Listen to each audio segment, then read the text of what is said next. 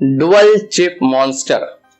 Usually ये term आपने तब सुना होगा जब अगर आपने आईक्यूज 7 की टीजर या ट्रेलर या लॉन्च इवेंट को देखा होगा।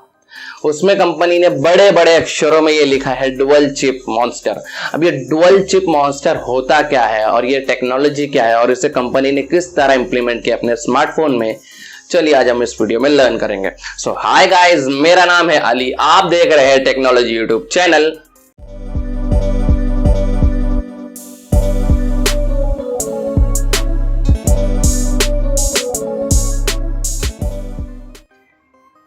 तो ये जो डुअल चिप मॉन्स्टर है, ऑब्वियसली नाम से हमें मालूम पड़ रहा है डुअल चिप, यानी कि एक स्मार्टफोन में दो चिप का इस्तेमाल किया गया। Chip in the sense processor. अब ये कैसे पॉसिबल है और इसे इंप्लीमेंट करने का रीजन क्या है, इससे हमें क्या बेनिफिट मिलेगा। तो सबसे पहले हम जान लेते हैं एक सिंपल एग्जांपल। नॉर्मल जो सिंगल प्रोसेसर का स्मार्टफोन होता है उसमें एक प्रोसेसर ही सारे के सारे हार्डवेयर से कनेक्टेड रहता है और उन्हें कमांड्स देता है। यानी कि इन शॉर्ट देखा जाए तो एक प्रोसेसर ही एक ऐसी चीज है जो आपके फोन के सारे हार्डवेयर को कंट्रोल करता है। अब हार्डवेयर इन द सेंस आपका क्या हो गया, कैमरा हो गया, रैम हो गया, आपका डिस्प्ले हो गया, आपके जो सेंसर्स हो गए, proximity, light sensor, ambient sensor, आपका 3.5 mm जैक हो गया, आपका वाइब्रेशन मोटर हो गया, ऑल्दो बहुत सी चीजें हैं। तो ये जो सारे के सारे आपके एक हार्डवेयर है जो आपके स्मार्टफोन में इंप्लीमेंट किए जाते हैं वो सिर्फ एक प्रोसेसर से ही कंट्रोल किए जाते हैं। यानी कि मान के चलिए अगर मैं आपके फोन में से स्पीकर निकाल दूं, ऑल्दो आपका फोन फिर भी काम करेगा। आपके फोन में से कैमरा निकाल दूं तो आपका फोन फिर भी काम करेगा। बट अगर मैं आपके फोन में से प्रोसेसर ही निकाल दूं तो आपका स्मार्टफोन सिर्फ एक डब्बा रह जाएगा, उसका कोई भी यूज नहीं होगा। यानी कि प्रोसेसर एक तरीके से आपका ब्रेन है। तो ये तो हो गया प्रोसेसर के बारे में। अब एक सिंगल प्रोसेसर पे इतना लोड होने की वजह से क्या होता है, अब एक डे टू डे लाइफ की एग्जांपल देता हूं मैं आपको। मान के चलिए एक स्कूल है जिसमें एक टीचर है जो 10 लोगों को पढ़ाता है, ठीक है। यानी कि वो 10 लोगों को हैंडल कर रहा है, उन्हें मैनेज कर रहा है। इस वजह से होगा ये कि वो सबको अपना 100% एफर्ट तो नहीं दे पाएगा ना, क्योंकि अगर वो 10 के 10 स्टूडेंट को 100% एफर्ट देगा तो उसे टाइम ज्यादा लगेगा, प्लस उसकी एनर्जी ज्यादा कंज्यूम होगी, यानी वो जल्दी थक जाएगा। तो सिमिलर वे में हमारे स्मार्टफोन में भी सेम केस अप्लाई होता है। अगर एक प्रोसेसर पूरे के पूरे सिस्टम को कंट्रोल कर रहा है, यानी कि सारे हार्डवेयर को एट अ टाइम कंट्रोल कर रहा है, तो कंपनी उसे इस तरह ऑप्टिमाइज करती है कि वो अपना फुल पोटेंशियल यानी फुल अपना एफर्ट्स कोई भी एक डेडिकेटेड हार्डवेयर को ना दे पाए।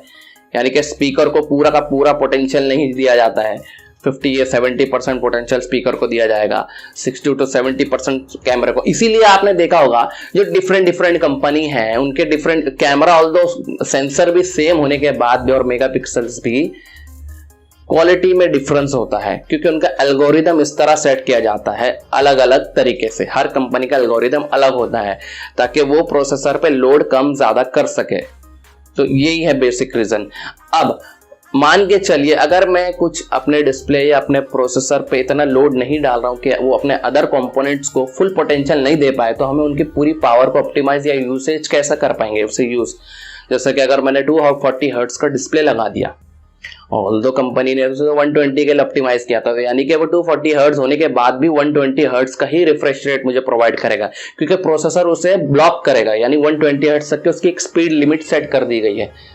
तो ये जो डुअल चिप मॉन्स्टर यानी आईक्यूज 7 में आपने देखा कि 2 प्रोसेसर का इंप्लीमेंट किया गया है। तो कंपनी ने सिंपली क्या किया है, एक तो जो नॉर्मल प्रोसेसर है क्वालकॉम का स्नैपड्रैगन का, जो डे टू डे लाइफ अपना परफॉर्म कर रहा है, जो अपने अदर हार्डवेयर से अपना 30-70 जो भी उनको एफर्ट्स प्रोवाइड कर रहा है, तो वो उसके लिए काम हो गया, जो एसओसी सिस्टम ऑन चिप। और जो एक डेडिकेटेड सेकेंडरी प्रोसेसर है वो स्पेशलाइज्ड प्रोसेसर है जो सिर्फ और सिर्फ डिस्प्ले पर फोकस करने के लिए बनाया गया है।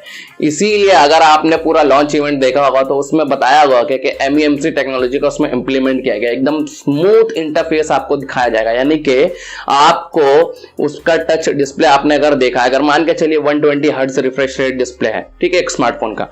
ऑल्दो अगर मैं अपने प्रोसेसर से कर रहा हूं तो लोड तो ज्यादा जाने ही वाला है। बट अगर क्या होगा, अगर मैं एक प्रोसेसर से सारे के सारे कंपोनेंट को कवर अप करूं और डिस्प्ले को 60 हर्ट्ज का सपोर्ट दूं और जो डेडिकेटेड सेकेंडरी प्रोसेसर है उससे पूरा का पूरा 120 हर्ट्ज का उसका डिस्प्ले से सपोर्ट दूं। इस यानी ये होगा, अगर मैं सिंपली अगर वो टीचर वाली एग्जांपल में अगर इसे इंक्लूड करूं, यानी कि एक टीचर, जैसे कि पहले एग्जांपल में एक टीचर 10 स्टूडेंट को हैंडल कर रहा है, ठीक है। अब एक हर उसको वो अपना 50% दे रहा है, तो यानी मान के चलिए एक स्पेशल स्टूडेंट है जिसको उसने 50% ही अपना एफर्ट दिया।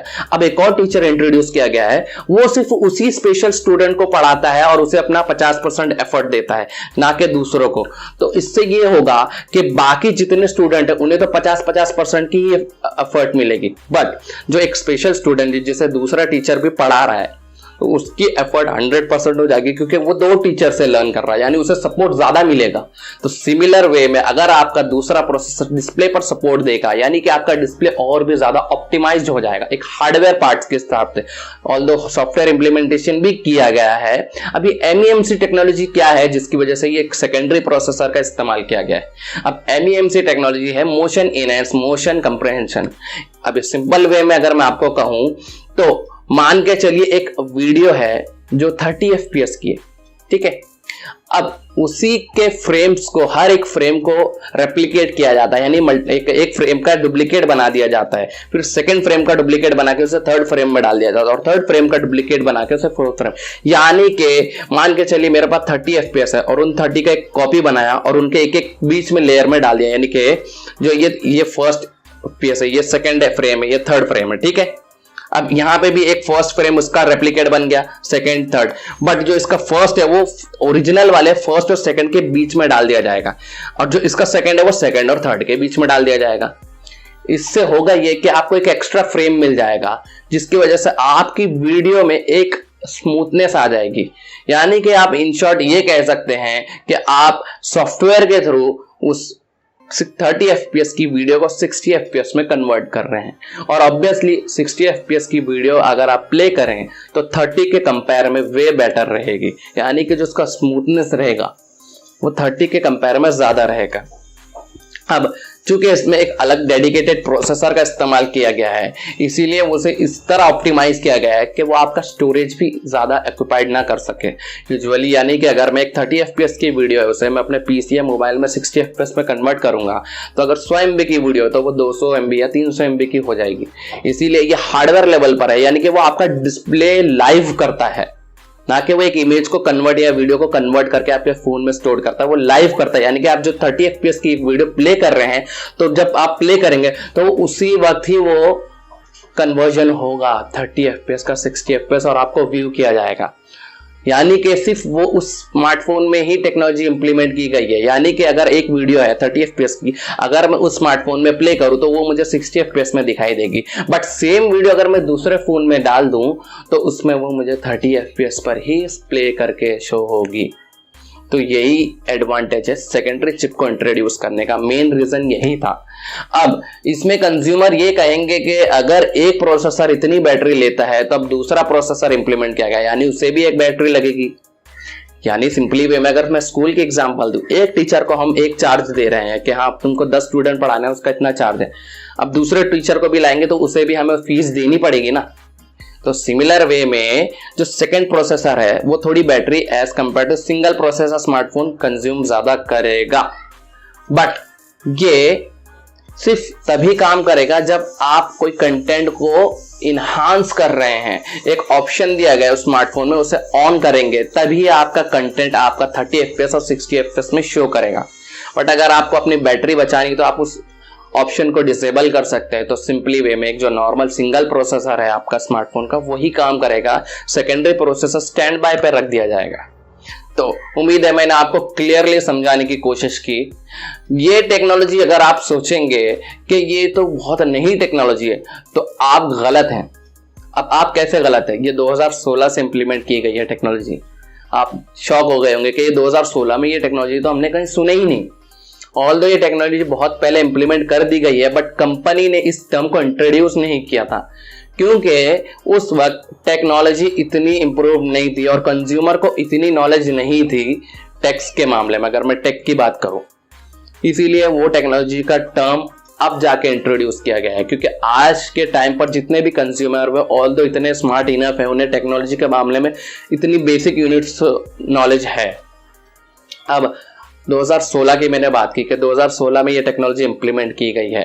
तो ये कब की गई है मैं अगर आपको बताऊं, गूगल पिक्सल्स के जो पिक्सल 1, 2, 3, 4, 5 जितने भी गूगल पिक्सल के डिवाइस हैं उनमें ये MEMC टेक्नोलॉजी ऑलरेडी इंप्लीमेंटेड है।